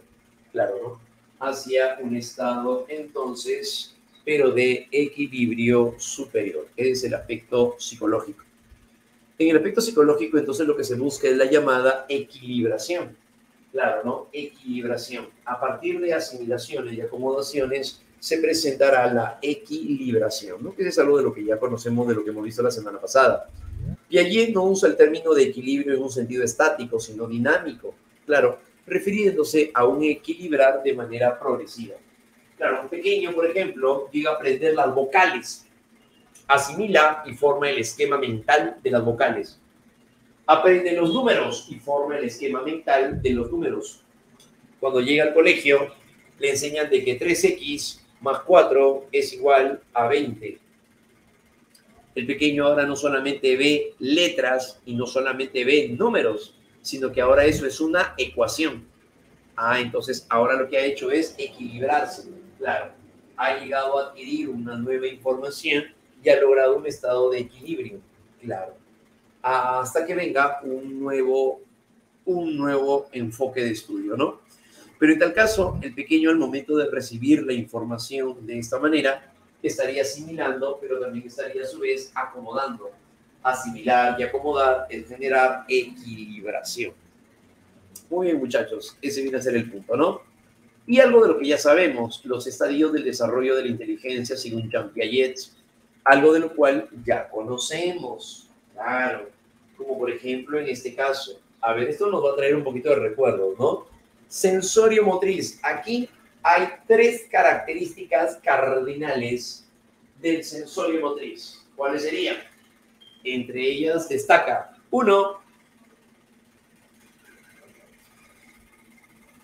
la actividad sensorial, los reflejos. Claro, excelente, muchachos. La actividad refleja, así como la llamada reacción circular, las reacciones circulares y por otro lado también el desarrollo de la permanencia del objeto. 3 características. 1, el desarrollo o el uso de los sentidos para conocer el mundo que le rodea. 2, las reacciones circulares, que son conductas repetitivas. Y 3, la permanencia del objeto. La permanencia del objeto, que ustedes recordarán, es la tendencia a asumir que el objeto sigue existiendo a pesar de que no lo pueda ver. Eso es sensorio motriz. Preoperacional. Vamos ahora al preoperatorio o al preoperacional. En el preoperacional es la aparición de la función semiótica o simbólica, como recordaremos, y el lenguaje dentro de ella. En este, el niño, al evocar sucesos pasados o proyectar acciones, utiliza imágenes mentales. Aquí el pequeño llega a utilizar representaciones, estamos hablando de la función simbólica, entre lo que destaca el animismo, el artificialismo, ¿se acuerdan de eso? El finalismo, el egocentrismo cognitivo, el sincretismo, la irreversibilidad. Aquí les cuesta mucho tomar en cuenta más de 2 atributos o características para su razonamiento. Parte de eso es el egocentrismo cognitivo. En ese sentido, entonces, se da el estadio preoperatorio o preoperacional. Entonces, aquí solamente estamos dando una referencia nada más de aquello que ya hicimos, ¿no? De aquello que trabajamos. Se va a llegar entonces a mostrar de esa manera, preoperacional o preoperatorio.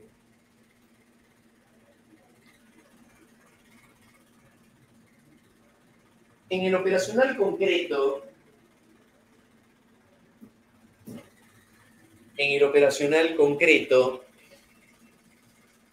operaciones concretas, el pequeño necesita de elementos físicos para poder llegar a conocer el mundo que le rodea. Al momento de emplear elementos físicos, se vale de maquetas, muestras, manipulaciones, en la aplicación del razonamiento a casos concretos. Aparecen los primeros esquemas de seriación. ¿Qué significa seriación? La seriación, recordemos, es ordenar elementos. ¿Se acuerdan de ello, no? Del más grande al más pequeño, del más claro al más oscuro, tamaño y color. Seriación.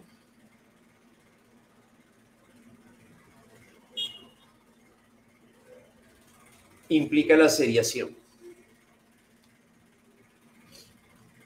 Con las operaciones mentales empiezan a pensar con lógica, pero no es una lógica todavía tan compleja. No, es una lógica básica. A establecer relaciones causales, a clasificar en varias dimensiones. cómo categorizar o a comprender conceptos matemáticos, siempre que pueda aplicar estas operaciones a objetos o eventos concretos. Claro, eso va a llegar a ser en cuanto a las operaciones en sí, ¿no? Operaciones concretas. ¿Ya, muchachos? Eso será entonces de esa manera.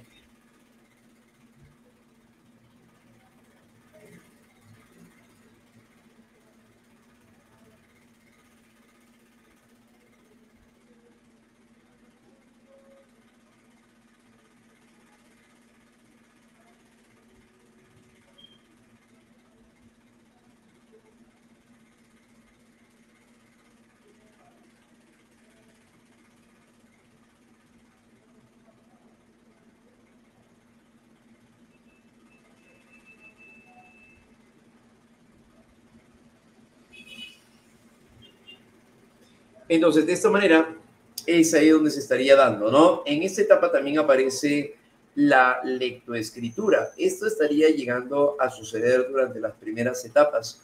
Eso se da antes todavía, en el preoperacional. Claro, en las operaciones concretas no, todavía. Eso ya hace rato que se ha dado. Claro, ¿no? La lectoescritura se da en la etapa preoperatoria. Claro, en la etapa preoperatoria. Ya puede llegar a ejercer incluso la parte de la lectura y la escritura. Claro, así es, por supuesto, así es. Hay un desarrollo completo también de la noción de conservación, como por ejemplo cuando hablamos acerca de la capacidad de comprender que la cantidad se mantiene igual aunque varíe su forma, ¿no? Ya sabemos que eso se llama la conservación de la materia. Claro, ¿no? Seriación, clasificación y la conservación de la materia.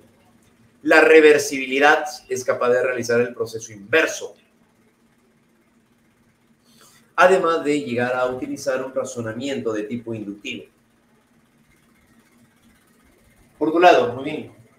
En las operaciones formales, que es algo de lo que también nosotros ya conocemos, ocurre ahora que en las operaciones formales, desde los 11 o 12 años hacia los 18 y se puede mantener en adelante o nunca se desarrollaría, dice Piaget, piensa sistemáticamente en varias posibilidades. ¿Cómo se le va a llamar a eso?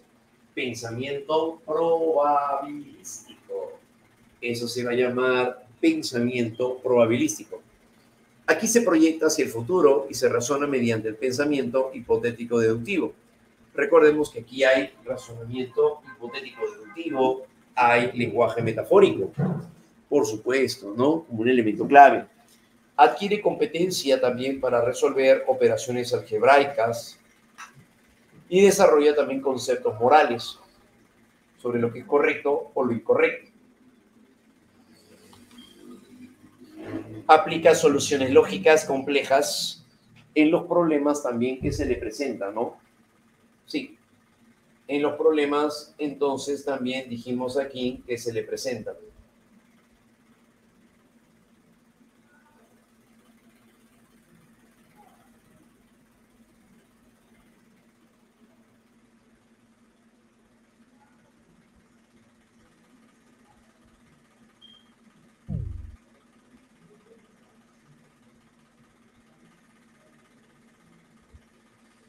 De esta manera, es aquí donde nosotros somos capaces de poder utilizar nuestros recursos, entonces, ¿no?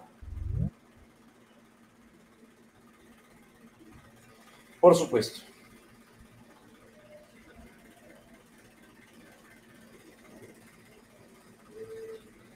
Recordemos que aquí correspondería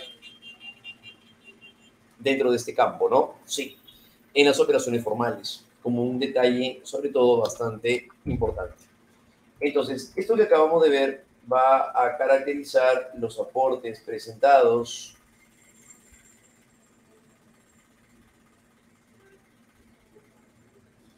en ese sentido, ¿no? Claro. Entonces, eso sería el aporte de Piaget. Pero también tenemos en el aspecto constructivista a Vygotsky. Y cuando hablamos acerca de Vygotsky, nos enfocamos ahora a la teoría sociohistórica o sociocultural. Recordemos que esta teoría viene a raíz de darle valor a las relaciones interpersonales, claro, por eso se llama constructivismo exógeno. Es a partir de la educación y la cultura que el sujeto desarrolla sus propias habilidades. Vygotsky entendió la inteligencia humana como el logro resultante de la interacción social en el marco de la educación y la cultura. Así, el desarrollo intelectual resultaría de la relación experto-novato. Experto-novato. Claro, ¿no? Que eso ya lo comentábamos, como en el caso de la llamada zona de desarrollo próximo. La maestra que llega a instruir a los niños en la natación para poder llegar a dibujar, decíamos, o pintar. La maestra es un andamio. El andamio es el apoyo. El andamiaje, ¿no? Viene a ser el apoyo. Que va a llegar a presentar el individuo, va a llegar a presentar el sujeto. ¿Correcto, muchachos? A eso se refiere. El desarrollo, entonces, intelectual resultaría de la relación experto-novato que se da en la interacción adulto-niño, profesor-alumno o incluso alumno-alumno. Se refiere cuando un estudiante puede llegar a ser más capaz que otro. Al momento en el que se presenta esto, el estudiante o un estudiante puede ser más capaz que otro, ahí donde lo podemos apreciar también. Según Vygotsky, los procesos psicológicos superiores como el aprendizaje, el conocimiento, el razonamiento, comienzan en la vida social, en la participación también de las personas en tareas cotidianas, en tareas cotidianas.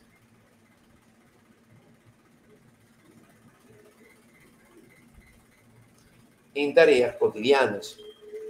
En resumen, el desarrollo de la inteligencia humana depende entonces de la internalización de prácticas sociales.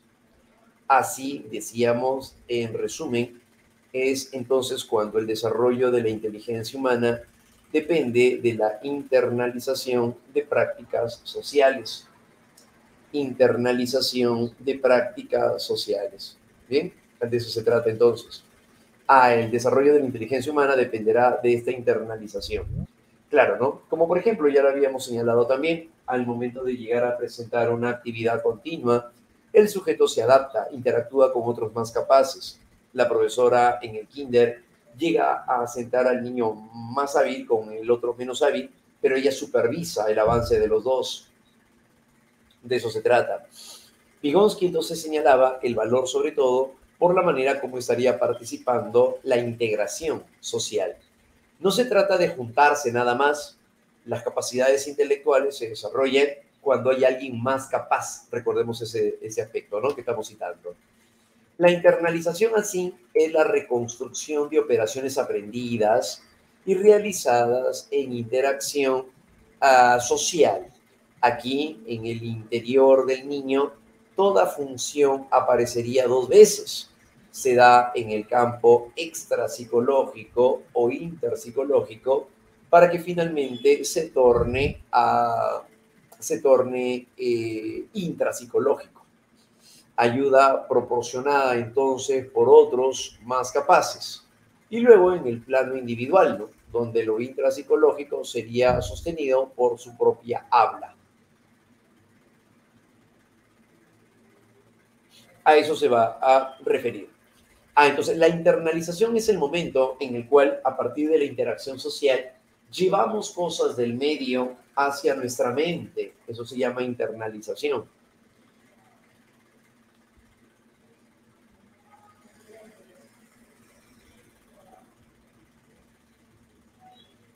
Eso sería la internalización. Otro concepto importante en la teoría de Vygotsky es más bien el de la zona de desarrollo próximo o zona de desarrollo proximal, que es lo mismo. En esta teoría, que es la que ya habíamos señalado la semana pasada, consistiría en la distancia que existe entre lo que es capaz de hacer con ayuda de alguien, el niño, hasta lograr hacerlo de manera independiente. Claro, ¿no? En el sentido de llegar a desarrollar su capacidad. Se refiere a la diferencia entre lo que el niño puede hacer, pero necesitando del apoyo o ayuda de un andamio, y lo que él puede realizar sin requerir la asistencia lo que puede hacer por sí mismo. A eso se refiere, no esa distancia. La zona de desarrollo próximo es la diferencia entre el nivel de desarrollo potencial, definido por la resolución de problemas, bajo la guía de un adulto, alguien más capaz, y en compañía de coetáneos, se refiere a otros que son contemporáneos, y el nivel real de desarrollo, definido como la capacidad individual para poder resolver uno mismo. Cuando lo que es capaz de hacer con ayuda de alguien hasta llegar a hacerlo de manera independiente, esa distancia es la zona de desarrollo próximo, la cual, por cierto, ya habíamos citado desde la semana pasada. Vygotsky. Pero también surge otros más contemporáneos, entre ellos a quienes tenemos a Robert Sternberg. Dejamos ahí a Piaget y a Vygotsky y nos vamos a Robert Sternberg. Este personaje todavía lo tenemos vivo, felizmente. Claro, ahí está Robert Sternberg, uno de los catedráticos más conocidos de la Universidad de Yale en Estados Unidos. Claro, todavía está vivo. Y Robert Sternberg es el mismo que llega a plantear la teoría triangular del amor. Tal vez ustedes hayan escuchado que el amor tiene tres componentes: la atracción, la intimidad y el compromiso. Ya, el creador de eso fue Robert Sternberg.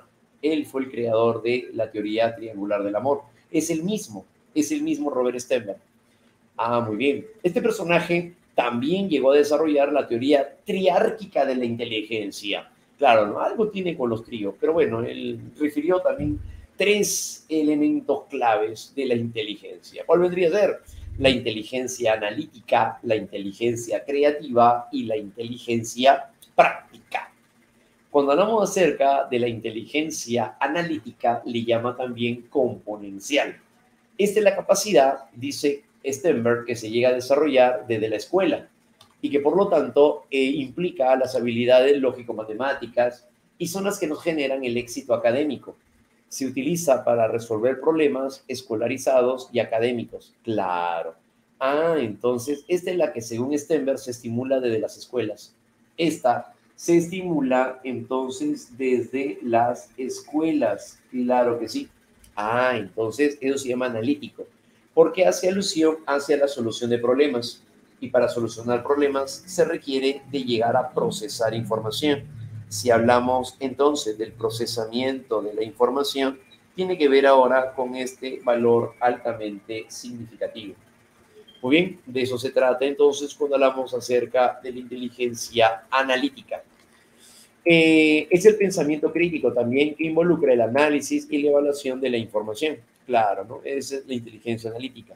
Al momento de hacer un ensayo o de resolver un ensayo, eso también es inteligencia analítica. Bien, se estimula acá desde las escuelas. Pero también, por otro lado, tenemos la inteligencia creativa o también llamada experiencial. Esta es la que se suele llegar a emplear para poder crear algo nuevo y original.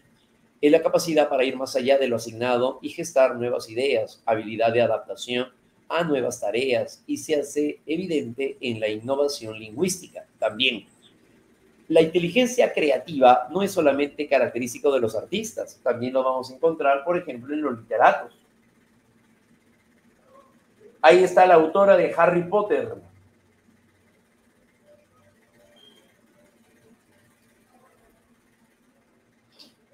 Ahí aparecería entonces la inteligencia creativa. La inteligencia creativa es la capacidad para poder crear o elaborar algo nuevo y original. Por ejemplo, algo de lo que ustedes se habrán dado cuenta, inteligencia creativa, los aplicativos para celulares. Hay aplicativos ahora en las cuales, ustedes seguramente tienen más conocimiento de esto, en la cual pueden llegar a tener un ejercicio matemático y con solamente una captura sale en segundos la resolución del problema. Es más, incluso aparece paso a paso cómo se puede llegar a resolver.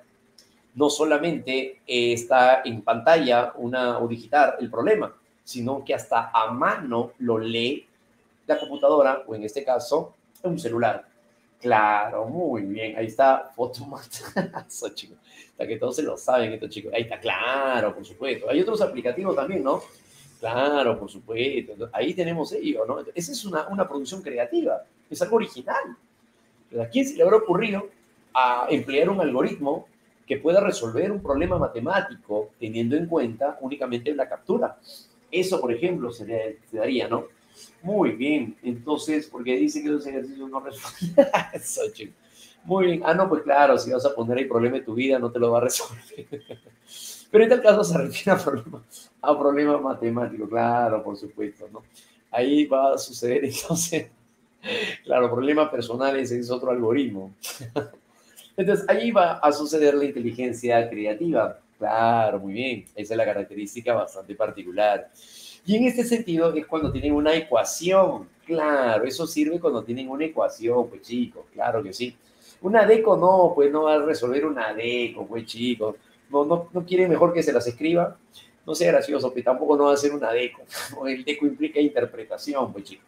Claro, lo que va a resolver va a ser una ecuación. Claro, ahora si ustedes interpretan y hacen una ecuación, ya la ecuación sí la va a resolver, pues. Claro, pues, pero tampoco no pida porque le hagan el examen tampoco. En tal caso, entonces, eso va a suceder en la inteligencia creativa. El uso de ese aplicativo es muy ingenioso. Claro que sí. Ah, entonces aplicable, entonces hacia problemas novedosos. Claro que sí. La inteligencia práctica, por otro lado, va a ser la capacidad para poder ajustarse ahora hacia nuevas situaciones. Claro, para solucionar problemas. Y utilizamos nuestros propios recursos. Es aplicable a problemas de la vida cotidiana, como por ejemplo al momento de llegar a pasar una entrevista de trabajo. Tienen que utilizar sus propias maniobras, sus propios recursos para poder vender un producto, para poder adaptarse, para poder elegir una pareja. Eso es inteligencia práctica. Ah, aquí los problemas no vienen con algoritmos, no. Esto tiene que ver más bien entonces con una producción más de tipo práctica. Su importancia es mayor que la inteligencia analítica, puesto que garantiza el éxito en general. Robert Stenberg creía que de las tres, la inteligencia práctica garantizaba el éxito, porque eso es más manejable, moldeable hacia las actividades cotidianas y sobre todo empleando nuestros propios recursos. Un ejemplo de ello, ¿cuál sería? Cuando se desata la pandemia, un estudiante universitario llega a perder su trabajo, trabajaba en comidas rápidas, y al desatarse la pandemia pierde el trabajo ya que la empresa hace un recorte de personal. Al no saber ahora qué hacer, ve en sí mismo qué recursos tiene para poder gestionar dinero.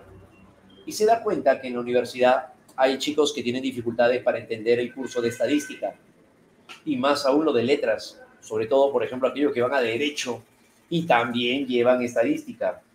Al momento de llegar a pasar por esto, él se da cuenta que tiene no solamente facilidad para entender la estadística, sino también para enseñarla.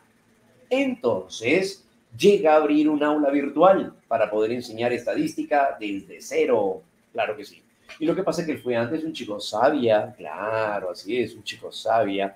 Entonces, este chico sabia ya se lo sabía. De tal manera que a partir de ello comience a enseñar pues a diversos estudiantes de la universidad, de diversos grados, y que les es difícil aprender estadística.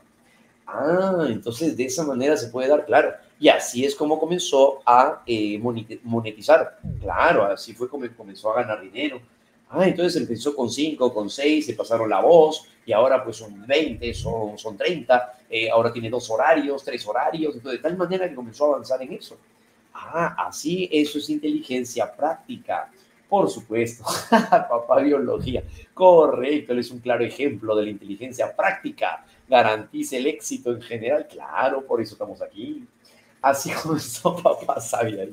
Claro, entonces, claro, de esa manera, papá biología ya se lo sabía y por eso fundó Sabia. Claro, entonces de esa manera es ahí donde va a llegar a desarrollar todo este ámbito, ¿no? Claro, muy bien. Empezó con sus hojitas nomás, miren cómo lo han seguido desde las raíces, desde que era un brote. Claro, efectivamente, ¿no? Cuando tenía sus hojitas, tomaba fotografía, filmaba sus hojas, claro, hasta que poco a poco ya comenzó a la biología te hará libre y lo liberó tanto que se convirtió en sabia. Entonces, de tal manera, eso es inteligencia práctica, pues. Ah, entonces eso es inteligencia práctica, se ajusta al entorno, aprovecha la circunstancia, aprovecha las necesidades y eso es favorable, claro que sí, eso es bastante bueno, ¿no? Muy bien, entonces eso va a llegar a presentarse a partir de ello, ¿no? Sí, entonces esa es la práctica contextual. Ya muchachos, ustedes ya se dan cuenta, esa es la idea de Robert Sternberg. Robert Sternberg. Otro personaje va a ser Howard Gardner, y Gardner presenta otro personaje que lo tenemos vivo también, por cierto. Gardner, tenemos a Howard Gardner. Este personaje va a llegar a dar una contribución muy interesante hacia 8 tipos de inteligencias múltiples. Gardner se caracteriza por desarrollar la inteligencia lógico-matemática. Esta es la capacidad para poder operar en base a símbolos matemáticos, como por ejemplo en el caso de aquellos que van a contabilidad, aquellos que van a estadística, matemáticas puras, ingenierías. Es la habilidad para la resolución de problemas lógicos y matemáticos y es la base del pensamiento también científico, por supuesto. Eso se llama inteligencia lógico-matemática. La inteligencia lingüística es la habilidad o la capacidad, más bien, para poder producir y comprender un lenguaje, tanto oral como escrito. Característico también de los escritores como Mario Vargas Llosa. Ahí encontramos a oradores como Kenji Yokoi. Otros personajes, ¿no? Inteligencia lingüística. Esa es la inteligencia lingüística. Capacidad para poder producir lenguaje y comprender el lenguaje. Ahí están también aquellos que siguen, por ejemplo, también los redactores, los poetas, claro, los que siguen periodismo. Ahí están los periodistas. A nivel de inteligencia visoespacial. La inteligencia visoespacial es la capacidad para poder llegar a pensar en 3 dimensiones, manipular imágenes, para poder crear configuraciones espaciales y diseñar modelos tridimensionales. Claro, se da también en el caso de los arquitectos, los ingenieros, los escultores, artistas plásticos, claro, ¿no? Ajedrecistas, científicos creativos también, sí, tiene que ver también con ello. Ahí tenemos personajes como Leonardo da Vinci, por ejemplo, ¿no? Claro que tiene un repertorio también bastante amplio de desempeño en todos estos ámbitos. Visoespacial. Musical, capacidad para poder crear melodías, ritmo, armonía, tono. Eso es inteligencia también, claro que sí. Característica de los músicos, los compositores, los cantantes y también los bailarines. Ahí encontramos a personajes como Beyoncé, ahí están. Cantautor Gianmarcos Niago, ahí está, por ejemplo, ¿no? Inteligencia musical, claro. Bad Bunny, bueno, no sé qué si es eso. No sé si es música, pero bueno, a las finales ahí aparecería también la parte de la forma como se presenta a la armonía, el ritmo y el tono, ¿no? Claro, claro que sí. Característica musical, ¿no? Muy bien. Por otro lado, entre otras, también a cuál tienen corporal kinestésica. ¿Cuál es esta? Capacidad para poder utilizar el cuerpo y ejercer la armonía en el movimiento establecido en el espacio. Claro, aquí es donde se van a llegar a presentar los deportistas, los bailarines, los actores, los artesanos y todos aquellos que también trabajan en artes plásticas, porque tiene que ver con lo corporal kinestésico, el movimiento, a eso se refiere, ¿no? La precisión de ciertos movimientos que se van a llegar a tener. Excelente, muchachos. Intrapersonal, esta es la capacidad para poder llegar a desarrollar el entendimiento en sí mismo, es decir, darse cuenta del contacto que se tiene consigo mismo, característica de los religiosos. Los psicólogos, claro que tampoco no está tan alejado, ¿no? Claro, están los angelitos, psicólogos, ahí está, inocentes palomas. Y en este caso tiene la facilidad para poder entrar en contacto consigo mismo, como por ejemplo llegar a darse cuenta de las capacidades, habilidades o destrezas también de sí mismo y de los demás. Eso correspondería hacia el autoconocimiento. Esa es la inteligencia intrapersonal. Inter, con otros. Aquí se encontrarán aquellos que tienen habilidades para poder interactuar con otras personas, entender y de saber llevarse con otros, propia de buenos vendedores, políticos, profesores, terapeutas también están. Claro, ¿no? Un terapeuta debe saber interactuar con otra persona. Ahí están los maestros de kinder. Ahí está la profesora, por ejemplo, ¿no? Imagínense una profesora de kinder y que tenga la personalidad tipo tronchetor. Obviamente como que no cae, ¿no? Claro, entonces imagínense entonces una tipo tronchetoro va a llegar a ser muy inesperado, ineficiente su desenvolvimiento, ¿no? Claro, entonces de tal manera que es ahí donde ahí no va a poder desenvolverse favorablemente con otros. Claro, entonces eso no podría ser, ¿no? Una profesora que va a educación inicial debe tener inteligencia interpersonal, saber interactuar con los niños, adaptarse de una mejor manera, interactuar con ellos, por ejemplo, ¿no? Esa es la inteligencia interpersonal. En la inteligencia naturalista viene ahora la capacidad para poder tener contacto con la flora y la fauna. Eso es capacidad para poder identificar, clasificar patrones de naturaleza que va a llegar a ser propio de los biólogos. Eso es inteligencia naturalista, propia de los biólogos, claro, pero por supuesto, como parte del desenvolvimiento que va a llegar a tener, pues, el sujeto, ¿ya? Muy bien, chicos, inteligencia naturalista, ¿no? Como parte de lo que estábamos señalando, ¿no? Excelente. Ahora, lo hemos separado por una cuestión didáctica, pero en la práctica pueden haber más de una. Sí, por ejemplo, Cristiano Ronaldo. ¿Qué inteligencia múltiple cree que tendría Cristiano Ronaldo? Al menos dos, pueden haber hasta tres, ¿eh? Pero ¿cuál tendría Cristiano Ronaldo? A ver, piensen. ¿Cuál podría llegar a ser? Uno, inteligencia corporal kinestésica. Excelente. Dos, rápido, fluidez verbal. Ajá, inteligencia visoespacial, porque va a tener que ubicarse a dónde va a lanzar la pelota, el balón, y tiene que ubicarse en el área. Muy bien. Y tercero, si es capitán, tiene que interactuar con otros. Eso es inteligencia interpersonal.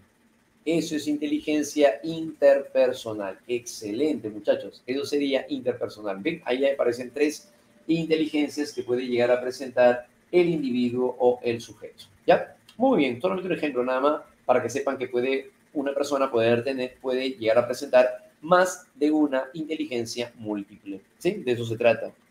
Por otro lado, tenemos ahora a lo siguiente. Por último, la inteligencia emocional. Muy bien, vamos a verlo a continuación, ¿no? Porque maneja qué emociones en partidos importantes. Ya, correcto. Si es que lo vinculamos al hecho de poder tener contacto consigo mismo como autoconocimiento, ¿cómo podría controlar mucho mejor esto o aquello? Sí, es válido, ¿ya? La inteligencia emocional tiene que ver ahora con la capacidad para poder llegar a controlar o saber identificar nuestras emociones. ¿Quién aparece aquí? Daniel Goleman, también otro personaje que lo tenemos vivo, a Daniel Goleman. Este personaje de la Universidad de Harvard, por cierto, si no me equivoco, Goleman va a llegar a darse en un desenvolvimiento bastante peculiar. En primer lugar, los aportes de la teoría de la inteligencia emocional fueron desarrollados por Salovey y Mayer en la década de los años 90. Pero Goleman también realizó un estudio interesante sobre la inteligencia emocional, pero publicó un libro, cosa que lo hizo famoso a partir de ello.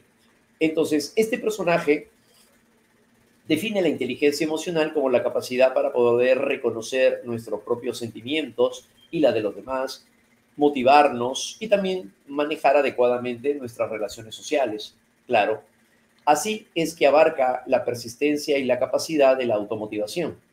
Para Daniel Goleman es mucho más valorado el CI, el CE que el CI.